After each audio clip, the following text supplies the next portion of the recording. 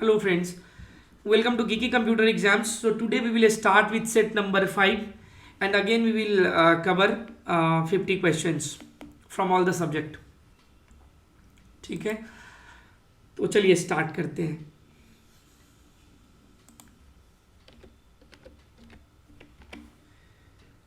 So before we will start, just for an information, देखिए examination जो है वो करीब कितना दिन बचा हुआ है अभी 16 आज हो गया तो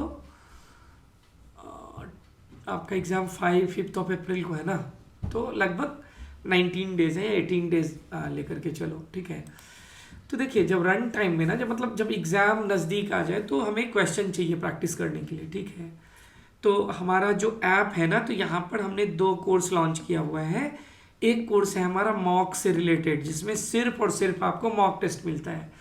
ये मॉक टेस्ट जो है वो क्या है, सब्जेक्ट वाइज है. ठीक है ना, या टॉपिक वाइज आप बोल सकते हो.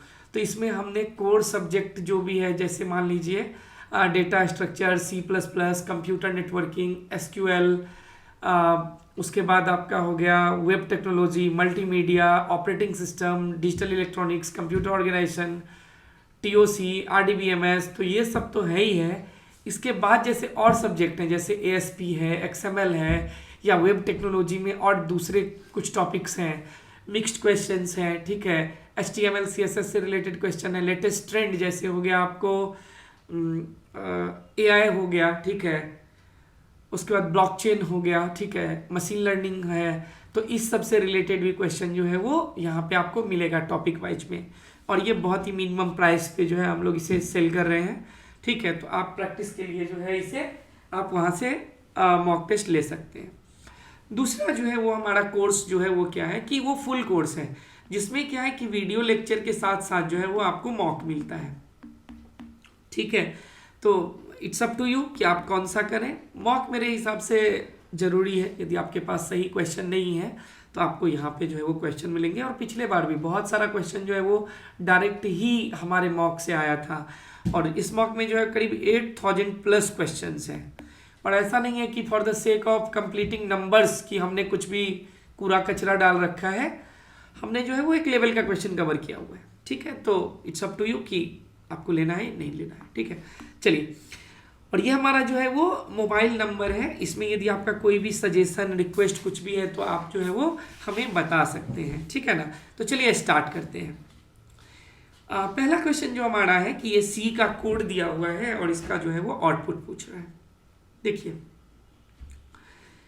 ये जो इंक्रीमेंट ऑपरेटर है, आप जानते हैं कि ये 2 प्रकार का होता है, एक प्री और एक पोस्ट, है ना. Pre increment, post increment. तो देखिए x बराबर 10, ठीक है, x का वैल्यू अभी 10 है, और y बराबर जब हम x प्लस प्लस लिखते हैं तो देखिए पहले क्या होगा, पहले y में पहला स्टेप क्या होगा कि y में x असाइन हो जाएगा, यानी y का वैल्यू हो जाएगा 10, और देन x इंक्रीमेंट हो जाएगा क्योंकि ये पोस्ट इंक्रीमेंट है, और x का वैल्यू क्या हो जाएगा, x equal to x plus 1, मतलब 10 प्लस 1 मतलब 11, यानी x में वैल्यू हो गया 11 और y में हो गया 10. ठीक है, तो आपका जो है वो आंसर यहाँ पे क्या हो जाएगा, हमारा हो जाएगा B. ठीक है, ये x और y का वैल्यू प्रिंट कर रहा है, तो x का वैल्यू हो गया 11, y का वैल्यू हो गया 10. ठीक है, अब मान लीजिए कि यहाँ पर यदि ना y बराबर ना प्लस प्लस x रहता तो पता है क्या होता कि y में ना पहले ये इंक्रीमेंट हो जाता और असाइन हो जाता, y बराबर 11 हो जाता, तो दोनों का वैल्यू x बराबर भी 11 और y बराबर भी 11 हो जाता. ठीक है, तो समझ में आया आपको, है ना. चलिए नेक्स्ट देखते हैं, नेक्स्ट क्वेश्चन क्या है. नेक्स्ट क्वेश्चन हमारा क्या है कि देखिए हेलो वर्ल्ड है और STR+7 है. चलिए इसको पहले ना हेलो वर्ल्ड को थोड़ा अच्छे से लिख लेता हूँ. क्या है, HELLO, कॉमा है, फिर स्पेस भी एक है. ठीक है, फिर है वर्ड, WORLD. अच्छा, थोड़ा सा मैं इसका ना इंडेक्सिंग कर दूं. इंडेक्स कैसे होगा, तो ये 0th प्लेस पे है, ये 1 पे, ये 2 पे, ये 3 पे, ये 4 पे, और ये कॉमा 5 पे, स्पेस 6 पे, और ये 7 पे. ठीक है,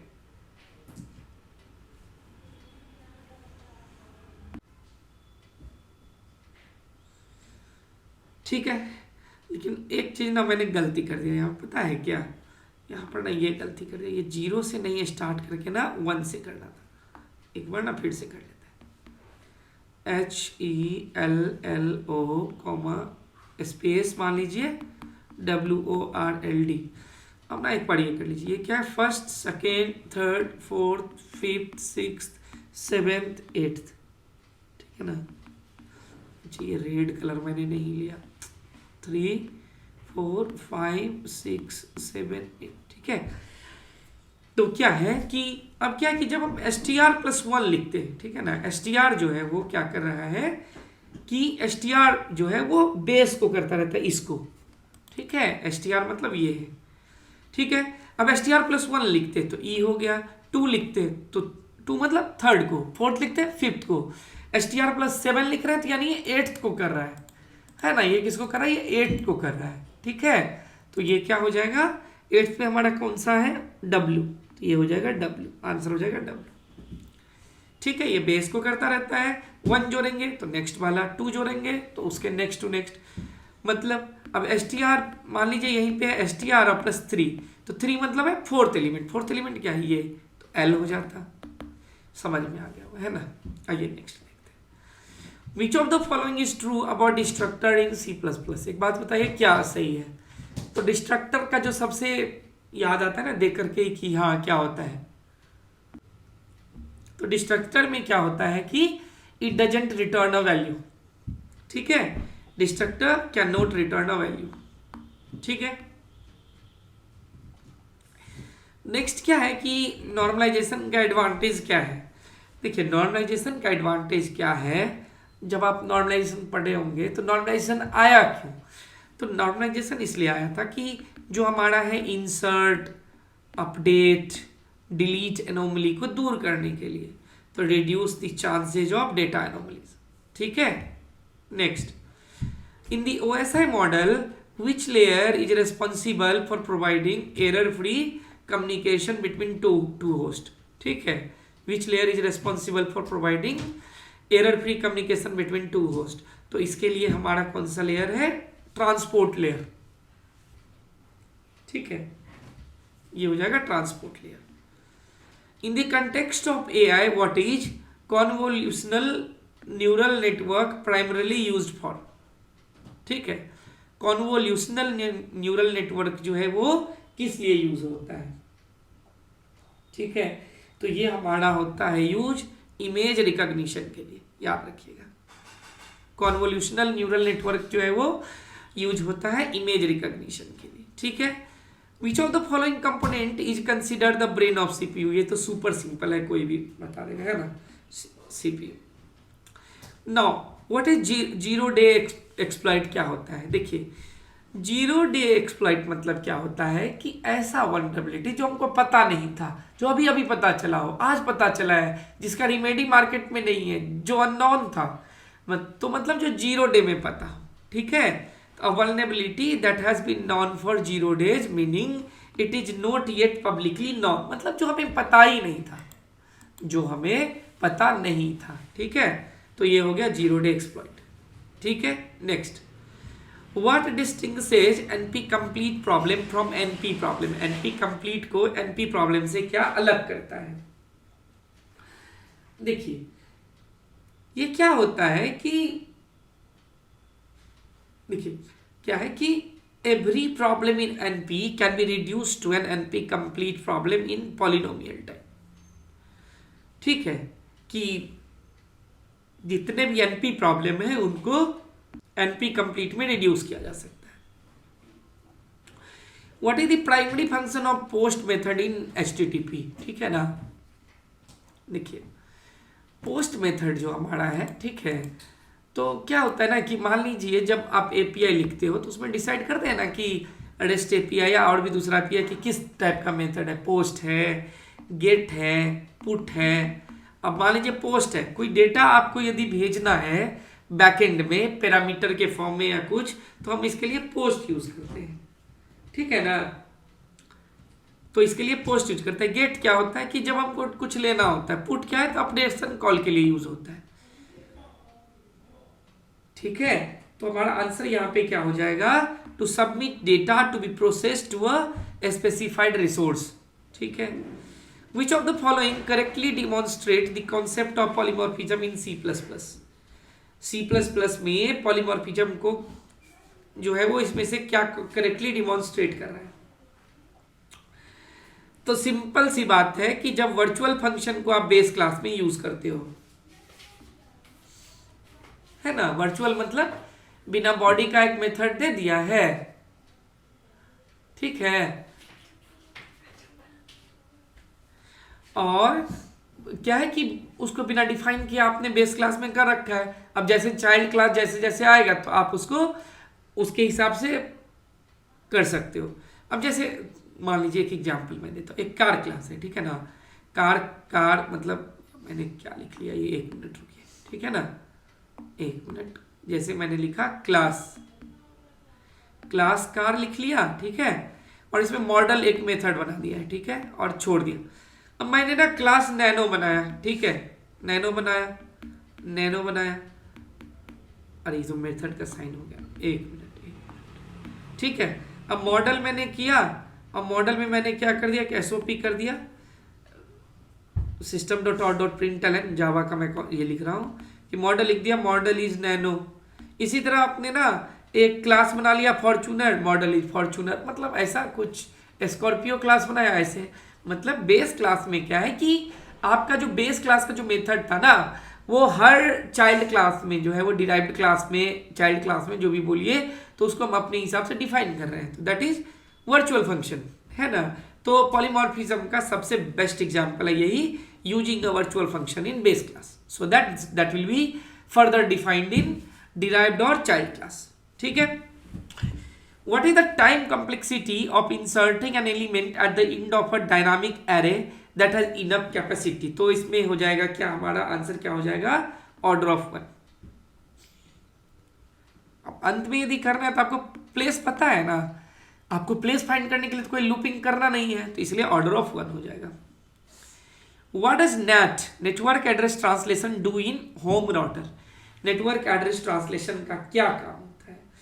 देखिए इसका क्या काम होता है ना कि it translate private IP address to a public IP address for internet communication, ठीक है, पब्लिक प्राइवेट आईपी को पब्लिक आईपी में जो है वो कन्वर्ट करता है, सी, ठीक है।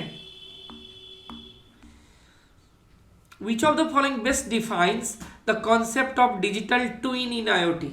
डिजिटल ट्विन इन आईओटी में कौन सा जो है बेस्ट डिफाइन कर रहा है, ठीक है, तो ये क्या हो जाएगा हमारा, virtual representation that serves as the real time digital counterpart of a physical object or a process।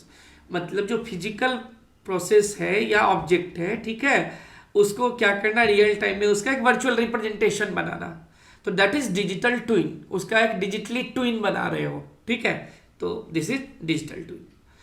Which mechanism is typically used to add a new block to a blockchain?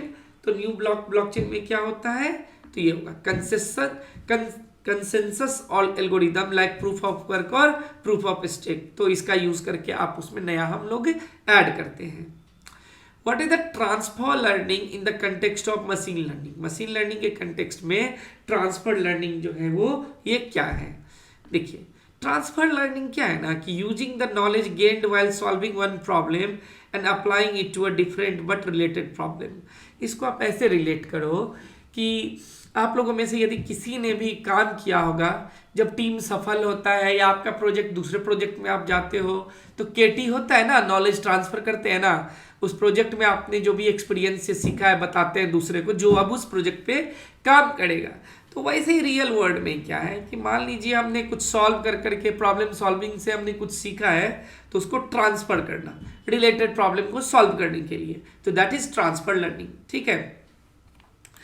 Next हमारा क्या है कि which component is responsible for executing, ठीक है, instruction of a computer program and performing the basic arithmetic logic and controlling an input operation specified by the instruction, तो that is CPU, that is central processing unit. वो क्या है? Central processing unit, ठीक है। Next, in the context of operating system what is paging? Paging जो है वो क्या है? अच्छा, पेजिंग जब भी माइंड में आता है ना, तो एक और चीज माइंड में आता है, थ्रैशिंग।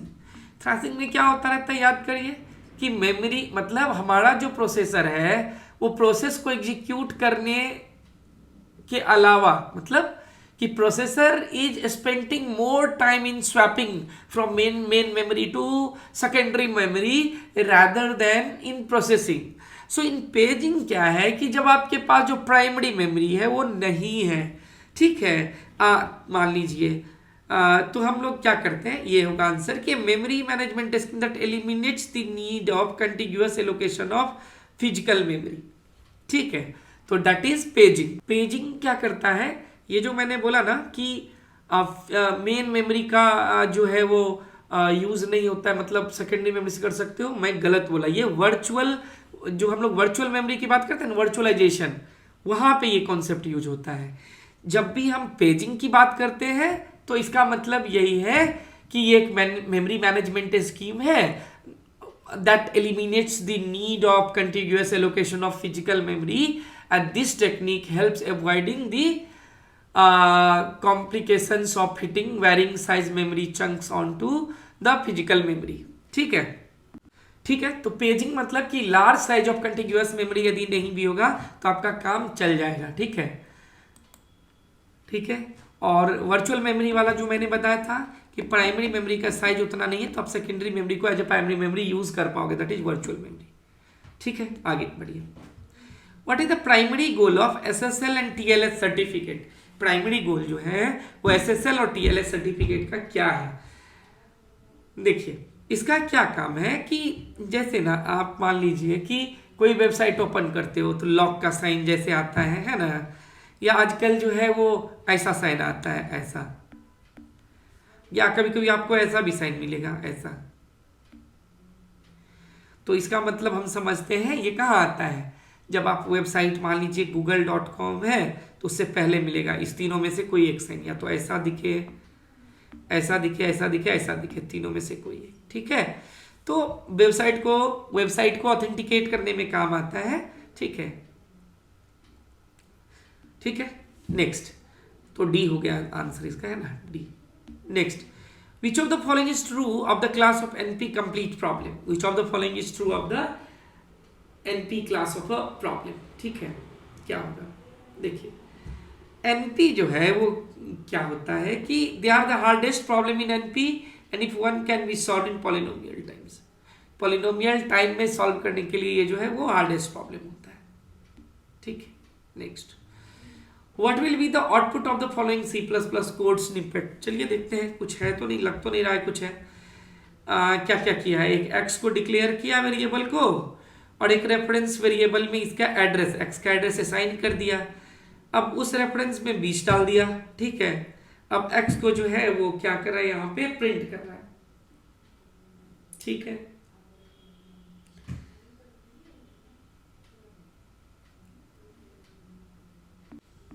देखिए अभी हो क्या रहा कि ये रेफरेंस वेरिएबल में हमने एक्स को यहाँ पे जो है वो असाइन किया हुआ है, ठीक है। तो अब है क्या कि जो हम चेंज कर रहे हैं कि changes made through difference variable, ठीक है, are directly applying to x. ये जो 20 है तो एक्स का वैल्यू हमारा क्या हो जाएगा कि ये 20 प्रिंट कर देगा।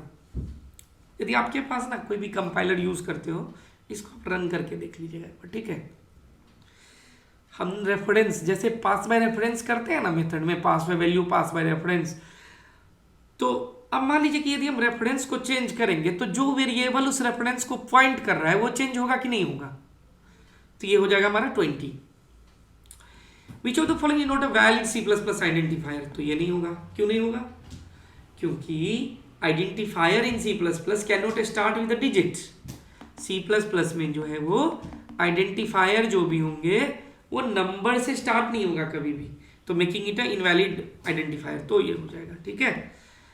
विच feature in C plus plus allows a function to have a default parameter. Default parameter के लिए तो इसको हम लोग बोलते हैं डिफॉल्ट आर्ग्यूमेंट्स, ठीक है, डिफॉल्ट आर्ग्यूमेंट्स, ठीक है। तो default arguments in C plus plus function allow you to specify default value of parameters, and these default values are used if no argument are provided for those parameters when the function is called. यदि आप default parameter argument provide करेंगे तो क्या होगा, explicitly यदि आप डाल रहे हो पैरामीटर तो वही वाला हो जाएगा, यदि नहीं डाल रहे हैं तो जो डिफॉल्ट डाल रखा है वो कॉल हो जाएगा। ठीक है, तो इसको हम लोग बोलते हैं डिफॉल्ट आर्ग्यूमेंट्स। नेक्स्ट क्या है, आइए, विच what is the output of the following programme. अब क्या हो रहा है, देखिए कांस्टेंट इंट 10, चलिए कोई दिक्कत नहीं है। अब फंक्शन कॉल किया, ठीक है, और मेन में, और फिर हमने रिटर्न 0 कर दिया। और फंक्शन का कहीं डेफिनेशन है, अच्छा फंक्शन का डेफिनेशन यहाँ आ रहा है, सीधे मैंने मेन देखा, मेन से मैंने यहाँ से पढ़ना शुरू कर दिया था। फंक्शन क्या कर रहा है कि आप जो भी डाल रहे हैं तो कांस्टेंट इंट इसका जो है वो एड्रेस जा रहा है, ठीक है ना, एड्रेस जा रहा है, तो आप रेफरेंस एक तरीके से पास कर रहे हो, ठीक है, ठीक है। यहां पर क्या हो रहा है कि इंटीजर रेफरेंस जो है हमारा पास हो रहा है, ठीक है ना। और क्या है कि आर्ग्यूमेंट जो है हमारा कांस्टेंट है, ठीक है, और ये भी कांस्टेंट मैच कर रहा है, ठीक है, तो एरर तो नहीं आएगा, कंप्लाई तो कर ही जाएगा। और ए का वैल्यू क्या आएगा, यहाँ पे रेफरेंस पास करें, का वैल्यू कितना है, 10 है, तो हमारा 10 ही है, प्रिंट करेगा, ठीक है। What is the primary purpose of वीलैन in network design, वीलैन का जो है वो क्या काम होता है, ठीक है। देखिए क्या है ना कि वीलैन का मतलब होता है कि बड़ा नेटवर्क कोई है तो उसको ब्रेक करना वर्चुअल लैन में, ठीक है, जिससे मैनेजमेंट इजी हो जाए, ऐसे आप बोलो तो, ठीक है। तो to segment network logically into different broadcast domains, तो this is the primary work of VLANs, different segment में करके उसको ब्रेक करना। To segment network logically into different broadcast domains, या टू सेगमेंट नेटवर्क लॉजिकली, हम इतना पे भी छोड़ सकते हैं, ठीक है ना, इतना पे भी, ठीक है, बेटर कंट्रोल मिली नेटवर्क पे। अच्छा, what does the following C++ plus code snippet do. अच्छा ये देखिए टेम्पलेट का आ गया ना, इसमें तो वैल्यू टाइप दोनों बदल सकते हैं। टी क्या है, टाइप है, टी क्या है, टाइप है, मन हो तो इंटीजर पास कर दो, मन हो तो फ्लोट पास कर दो, मन हो तो डबल पास कर दो, आपको नहीं पता हम किस टाइप का है। और ये टर्नरी ऑपरेटर का यूज हो रहा है, ए यदि ग्रेटर देन बी है, यदि सही है तो ए प्रिंट करेगा, गलत है तो बी प्रिंट करेगा। तो अब बता रहे कि व्हाट ये मेथड समझ में आया आप लोगों को कि नहीं आया, ये समझ में आया कि नहीं, ये समझ में आया कि नहीं। क्या है कि एक जो है वो डिफाइन कर दिया है, ठीक है, टाइप नेम इंटीजर दीजिए, फ्लोट डबल जो दीजिएगा, और ये क्या करेगा कि ग्रेटर नंबर आपको रिटर्न करेगा, ठीक है, मैक्स नंबर रिटर्न करेगा, यदि ग्रेटर है तो ए रिटर्न करेगा, नहीं तो बी, ठीक है। तो इसका जो है हमारा ऑप्शन आंसर क्या हो जाएगा, हमारा हो जाएगा C, defines a template function that finds the maximum of two value of any type. Ternary operator का यूज कर लिया, इफ एल्स से बढ़िया बेटर, एक लाइन में काम हो गया, एलिगेंट भी लग रहा है, ठीक है ना। आइए next, in C++ what is the purpose of virtual keyword when apply to a function in a base class. Virtual का एक ही काम है कि भाई बॉडी नहीं भी दोगे, डिफाइन नहीं भी करेंगे फंक्शन को तो चलेगा, ठीक है। तो आंसर हमारा क्या हो जाएगा, it indicate the function is expected to be overridden in derived class. मतलब कि जो भी क्लास, इस बेस क्लास को जो भी डिराइव करेगा, डिराइव्ड क्लास होगा या चाइल्ड क्लास होगा, तो इस मेथड को डिफाइन करेगा, ठीक है ना। इसलिए रखा कि need to be overridden in derived class. आइए, what is the purpose of mutable keyword in C++। C++ में म्यूटेबल कीवर्ड का क्या यूज है, देखिए, तो इसका मतलब क्या है कि it indicates that a member variable can be modified from within a constant member of a function. मतलब देखिए, the mutable keyword we can say कि allows a member variable of a class to be modified even it is called from a constant function। Constant function से भी यदि हम इसको mutable को call करेंगे तो भी ये इसका वैल्यू चेंज होगा। This is useful for variables that are meant to be modifiable regardless of the constant state of an instance such as caching variable और कॉन्टर्स, मतलब कि कॉन्स्ट फंक्शन भी यदि है कॉन्स्ट टाइप का तो म्यूटेबल कीवर्ड को आप उसके अंदर भी प्लस माइनस कर सकते हो, चेंज कर सकते हो। तो it indicate that a member variable can be modified from within a const member function. ठीक है, नेक्स्ट फिर आज मैंने बहुत सारा एग्जाम्पल ना आउटपुट से रिलेटेड ले लिया, कोई बात नहीं, देखते हैं। चलिए देखते हैं क्या क्या हो रहा है यहाँ पे। क्या क्या हो रहा है कि एक हमारा मेथड है, एक क्लास है, बेस क्लास। देखिए यहाँ से लेकर के यहाँ तक एक क्लास है ना, पहला क्लास है बेस क्लास। उसके बाद जो है वो डिराइव्ड क्लास है। ठीक है, ये देखिए ये डिराइव्ड क्लास है, और फिर मेन में कुछ कुछ कर रहे हैं, फिर हमको आउटपुट चाहिए। तो क्या क्या कर रहे हैं एक बार देख लें। कुछ भी नहीं कर रहे हैं, एक पब्लिक टाइप का शो मेथड है जहाँ पे सी आउट कर रहे हैं बेस। एक क्लास डिराइव्ड है जो पब्लिक बेस क्लास को ये कर रहा है, इनहेरिट कर रहा है, और पब्लिक टाइप का शो कर दिया है। अब बेस क्लास का पॉइंटर बनाया और ऑब्जेक्ट क्लास का ऑब्जेक्ट डाल दिया, मतलब बेस क्लास डिराइव्ड क्लास का ऑब्जेक्ट डाल दिया।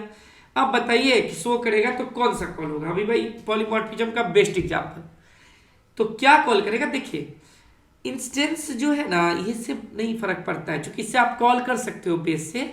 क्योंकि यदि डिराइव्ड क्लास का बनाते ना, डिराइव्ड स्टार डी, तब तो कोई भी बोल देता हाँ डिराइव्ड होगा। ये करके ना थोड़ा सा आदमी का कॉन्सेप्ट चेक कर रहा है, तो भी क्या होगा कि डिराइव्ड क्लास का यही कॉल होगा, ये वाला मेथड ही कॉल होगा। ठीक है, डिराइव्ड ही लिखेगा, डिराइव्ड, ये आंसर बी। अब सोचो आपकी, मान लीजिए ये ना एक और क्लास होता है, एक डिराइव्ड टू क्लास होता है, और तब हम क्या करते हैं कि बेस क्लास का बनाते हैं, डिराइव्ड टू क्लास का ऑब्जेक्ट यदि उसको असाइन करते हैं, तो डिराइव्ड जिस क्लास का ऑब्जेक्ट होगा ना, उस ऑब्जेक्ट में जो मेथड्स हैं, तो ऑब्जेक्ट तो मान लीजिए हम असाइन कर रहे हैं, सब हटाते हैं। ठीक है ना, तो ये वाला हम लोग ऑब्जेक्ट तो इस क्लास का असाइन कर रहे हैं ना, तो यही वाला कॉल होगा। ठीक है, आगे विच of the following is true about the copy constructor in C++। Copy constructor का एक ही यूज होता है, एक ऑब्जेक्ट है, दूसरा ऑब्जेक्ट को हूबहू कॉपी कर लीजिए। ठीक है ना, कॉपी कंस्ट्रक्टर का यही यूज है। तो कॉपी कंस्ट्रक्टर का क्या यूज हो जाएगा, हमारा आंसर क्या हो जाएगा, it is called when a new object is created from an existing object as a copy of the existing object. ठीक है, कि यदि हम एक नया ऑब्जेक्ट बनाते हैं किसी एग्जिस्टिंग ऑब्जेक्ट से, तब इसका काम होता है। इन C++ which of the following is true about destructor. Destructor के बारे में इसमें क्या सही है, तो डिस्ट्रक्टर के बारे में इसमें क्या सही है, तो destructor can not have parameter, और डिस्ट्रक्टर रिटर्न भी नहीं करता, कुछ रिटर्न वैल्यू भी नहीं होता, ये भी याद रखिएगा। कैन नॉट हैव पैरामीटर और can not have return value. ठीक है, फिर एक क्वेश्चन आ गया, चलिए इसको देखते हैं क्या है। नेम स्पेस पब्लिक बनाया, एक मेथड है। ठीक है, और एक दूसरा क्लास बनाया, उसमें भी एक पब्लिक मेथड है, मेन में है, बी टाइप का बना लिया। अब क्या होगा, अब देखिए बी क्लास का जब इंस्टेंस आपने बी क्लास टाइप का बनाया है, ठीक है, तो क्या हो जाएगा, है ना। अब देखिए, अब अच्छे से समझिए हो क्या रहा है कि अब क्या है कि ये देखिए ए क्लास का कंस्ट्रक्टर है, ये बी क्लास का कंस्ट्रक्टर है। अब इंट में ना हम बी क्लास का बी बना रहे हैं, तो जब भी आप करोगे ना तो बेस क्लास का भी कंस्ट्रक्टर कॉल होता है। ठीक है, यहां पर ये आधा है, एक क्लास कंस्ट्रक्टर कॉल्ड और बी क्लास कंस्ट्रक्टर कॉल्ड, तीनों दोनों होगा। ठीक है ना, यहां पे नहीं लिखा हुआ है, बी होगा आंसर।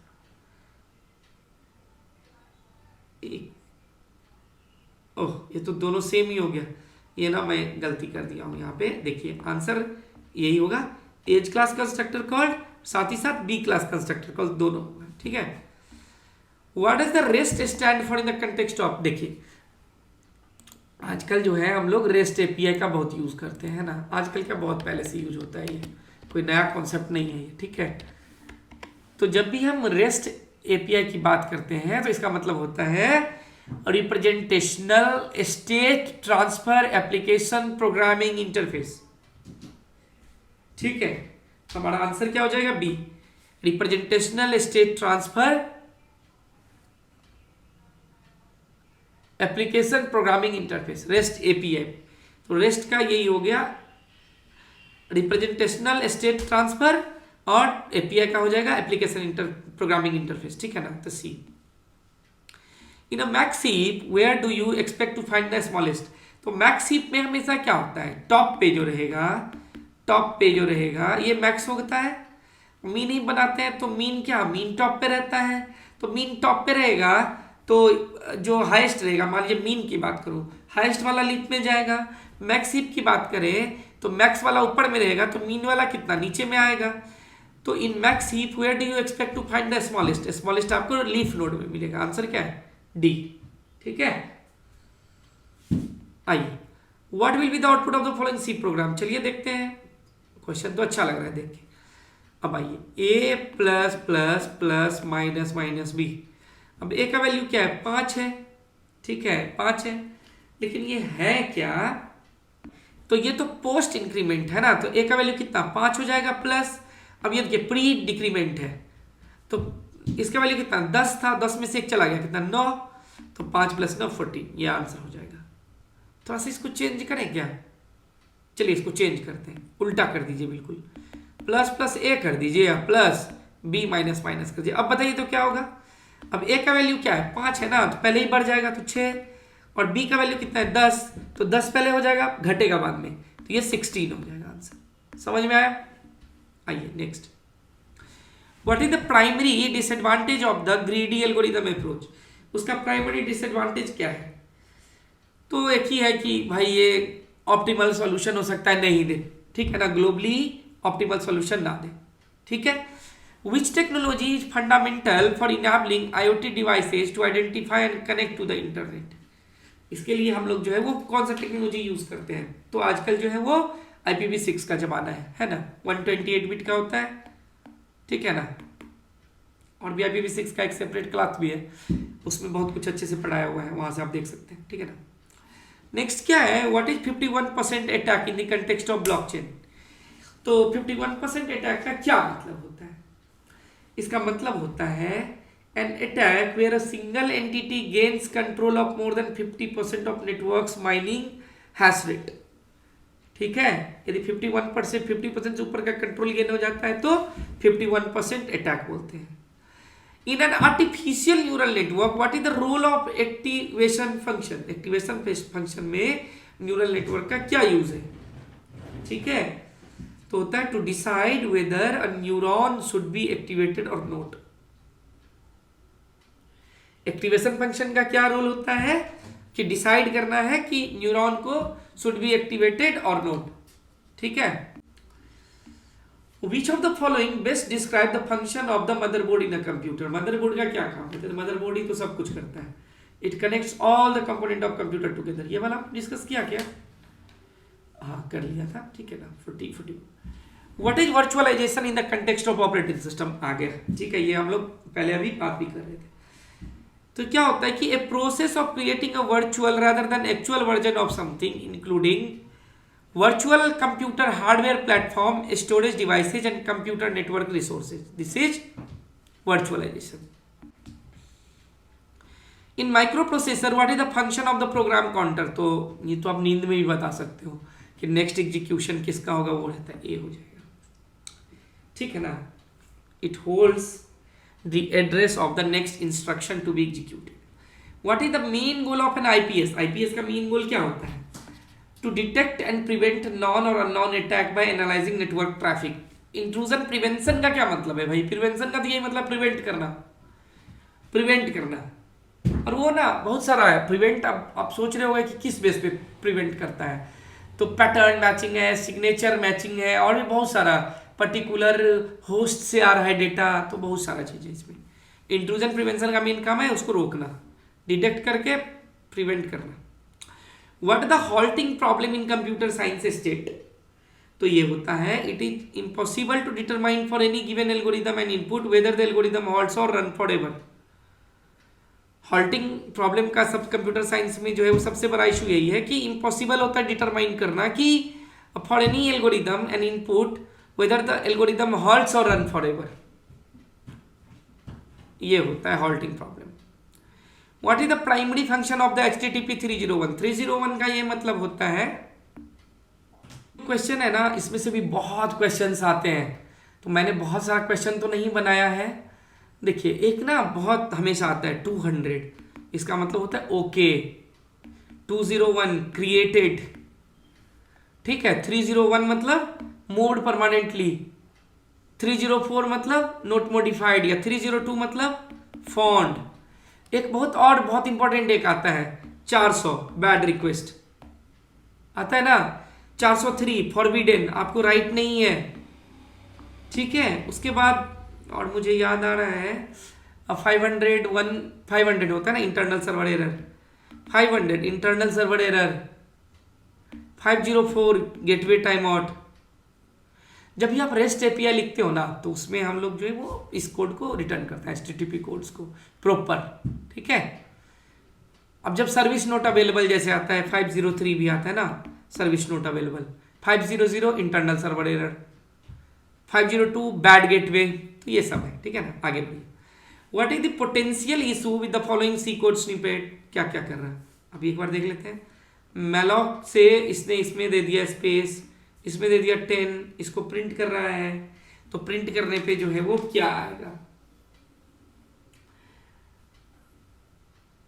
ये आएगा हमारा जब हमने पॉइंटर में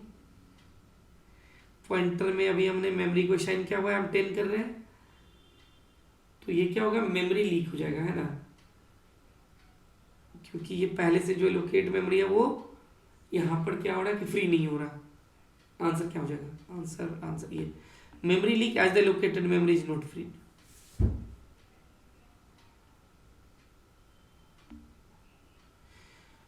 अच्छा, ये बहुत अच्छा क्वेश्चन है। What is the following JavaScript का।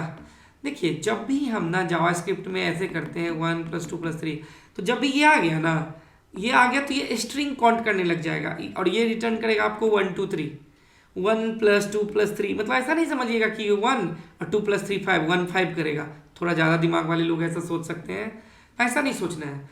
जैसे ही पहला वाला को स्ट्रिंग ट्रीट किया तो ये भी स्ट्रिंग, ये भी स्ट्रिंग कॉन्कैटिनेट करके 1 2 3 रिटर्न कर देगा, ठीक है। ये क्या कर देगा, 1 2 3 रिटर्न कर देगा, ठीक है। नेक्स्ट क्या है, which method is use to add an element at the beginning of. देखिए पुश जब आप करते हो ना तो बैक में मतलब ये जाता है एरे के पीछे में, अनशिफ्ट जब करते हो तो ये आगे में जाता है, अनशिफ्ट तो ये आगे में जाता है, बिगिनिंग मतलब, ठीक है। How do you create a JavaScript variable that can not be reassigned, तो कॉन्स्ट लगा दो भाई, खत्म, कॉन्स्ट वेरिएबल नेम कर दो, है ना। आगे what will be the output of the following JavaScript code, x दे दिया, इसमें 10 दे दिया। अच्छा, बहुत बहुत बहुत बहुत अच्छा क्वेश्चन है ये। देखिए ये ना आपको ना ट्रू रिटर्न करेगा, क्योंकि जब भी हम जावा में ऐसा मतलब जावास्क्रिप्ट में ऐसा करते हैं ना तो ये वैल्यू एक्सट्रैक्ट कर लेता है। x से इसको y को कर रहे हैं ना, यदि ट्रिपल यदि देते ना, यदि x == 3 बार ये y लिखते तो ये टाइप भी चेक करता, लेकिन यहाँ पे टाइप नहीं चेक होता है, वैल्यू चेक हो रहा है। 10 10 मिल गया, अब 10 वो इंटीजर है या स्ट्रिंग है, डजंट मैटर, तो ये हो जाएगा ट्रू, ठीक है। तो चलिए ये क्वेश्चन आज का क्लास हमारा कंप्लीट होता है, ठीक है। अगेन कि यदि एग्जाम नजदीक है, if you want to practice more question you can download our app and there you will get 8000+ questions like this, ठीक है। ये क्वेश्चन आपको मिलेंगे विच विल बी हेल्पफुल, आपको अच्छे खासे क्वेश्चन है और अच्छे क्वेश्चन हैं, ठीक है ना। और यदि फुल क्लास के लिए जाना चाहते हैं तो हमारा ऐप है, वहाँ पे आपको MCQ के साथ मतलब मॉक टेस्ट के साथ ही आपको लेक्चर वीडियोज भी मिल जाएगा। ये अपना नंबर है फॉर एनीथिंग, रिक्वेस्ट है या सजेशन है, ठीक है। तो I will say thanks for watching, please subscribe our channel and join our Telegram channel. App is for both Android as well as for iOS। This is our number, so again write it down, कुछ भी हो तो आप बताइए, message करिए, ठीक है ना, ठीक है। Thanks for watching.